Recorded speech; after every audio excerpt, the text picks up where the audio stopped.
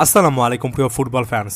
সর্বশেষ ব্রেন্টফোর্ডের বিপক্ষে তাদের মাঠে 2-2 গোলের ড্র এবং ম্যানচেস্টার সিটি সাম্প্রতিক সময়ে ওভারঅল যে সিচুয়েশনটা দেখছে তার প্রেক্ষিতে এ সিজনের কফিনে একেবারে শেষ পেরেকটা ঠোকা হয়ে গিয়েছে এমন টাইপের কথাবার্তা অনেকে বলছেন, যেটার সঙ্গে আসলে একাত্মতা প্রকাশ করতে হবে। মাঝখানে একটা ভালো ফেজ হয়তোবা ম্যানচেস্টার সিটি কাটাবে এমন ধারণার মাঝখানেই সত্যিকার অর্থে খুব একটা বেশি কাজ কিছুই হচ্ছে না। ব্যক্তিগত জীবনে পেপ গার্দিওলা নানা রকমের সমস্যার মধ্যে আছেন, আর এমন একটা সিচুয়েশন goal.com একটা আমূল পরিবর্তনের কথা বলছে, যেটার দিকে আসলে হয়তোবা ম্যানচেস্টার সিটিকে যেতে হবে। অলরেডি আপনারা হয়তোবা জেনে থাকবেন কাইল ওয়াকার গুরুত্বপূর্ণ এ প্লেয়ার যিনি কিনা অধিনায়কের দায়িত্ব পালন করছিলেন, তিনি কিন্তু জানিয়ে দিয়েছেন ম্যানচেস্টার সিটি থেকে তিনি অন্য যে কোনো একটা ডেস্টিনেশনে যেতে চান এবং এটার পক্ষেও যথেষ্ট যুক্তি আছে।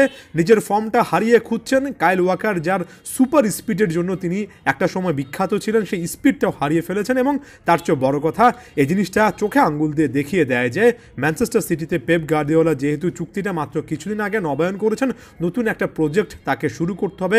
বেশ কয়েকজন ফুটবলার আসছেন এমন কথাবার্তা শোনা যাচ্ছে, যাদের সম্পর্কে পরবর্তী কোনো একটা ভিডিওতে কথাবার্তা বলবো। তুলনামূলক কম পরিচিত বেশ কয়েকটা নাম আছে, তবে তার আগে যে বিষয়টা অ্যাড্রেস করা উচিত সেটা হচ্ছে ম্যানচেস্টার সিটিতে একটা বিশাল পরিবর্তন আসছে। একের পর এক প্লেয়ার শেষ পর্যন্ত আগামী 6 মাসের মধ্যে কিংবা আগামী সিজনের আগে ক্লাব ছাড়তে বাধ্য হবেন, যে তালিকায় আপনি বিশাল নাম পাবেন।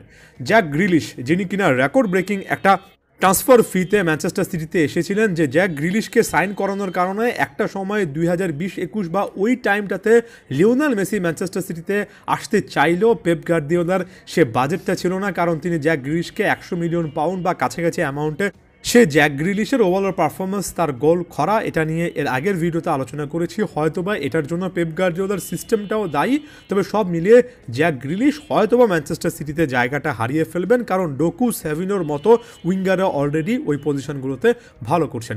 কেভিন ডি ব্রুইনা, যার সাথে 2025 সালের জুনে চুক্তিটা শেষ হয়ে যাচ্ছে, তিনি চলে গেলে বড় রকমের একটা শূন্যতা তৈরি হবে। ক্লাউদিও অ্যাচেভেরির সিচুয়েশনটা এখন পর্যন্ত পরিষ্কার নয়, একেবারে পিওর নাম্বার 10 জার্সিটা পরেন না, তবে একজন number 10 Kevin De Bruyne Manchester city সিস্টেমে, তাই ভবিষ্যতে নতুন নাম্বার 10 এই পজিশনে লাগবে। As thing stands Kevin De Bruyne হয়তোবা চুক্তিটা আর নবায়ন করছেন না।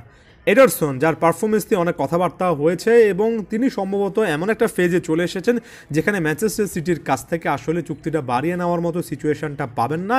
একই রকমের সিচুয়েশনে ইকাই গুন্দোয়ান, জন স্টোনসের মতো প্লেয়াররা আছেন, যার মধ্যে জন স্টোনসের পড়ে যাওয়াটা কিছুটা হলো আনফর্চুনেট, কারণ গত সিজন বা গত একাধিক সিজনগুলোতেও কিন্তু দুর্দান্ত পারফরমেন্স করেছেন। তবে সেই জন স্টোনস, যিনি কিনা একটার পর একটা ইনজুরির কারণে ভুগছেন, ইনজুরি সংক্রান্ত ইস্যুটা তার কনসিস্টেন্সি একেবারেই কিন্তু ধরে রাখতে সাহায্য করেনি, যে কারণে তিনিও কিন্তু বাতিলের খাতায় পড়ে যাচ্ছেন এমন কথাবার্তা ইংলিশ মিডিয়া বলছে। বার্নার্ডো সিলভা, যার পারফরমেন্সটা দিনে দিনে ডিক্লাইন করছে, পড়তে দিকে একটা পারফরমেন্স, এবং তার চেয়ে বড় কথা বেনফিকাতে তিনি যাবেন, যেটা তার ক্যারিয়ারে একটা অন্যতম টার্গেট। যেহেতু পর্তুগিজ ফুটবলার তিনি, এমন টাইপের কথাবার্তা সাম্প্রতিক সময়ে কিন্তু ট্রান্সফার ওয়ার্ল্ডে ভাসছে।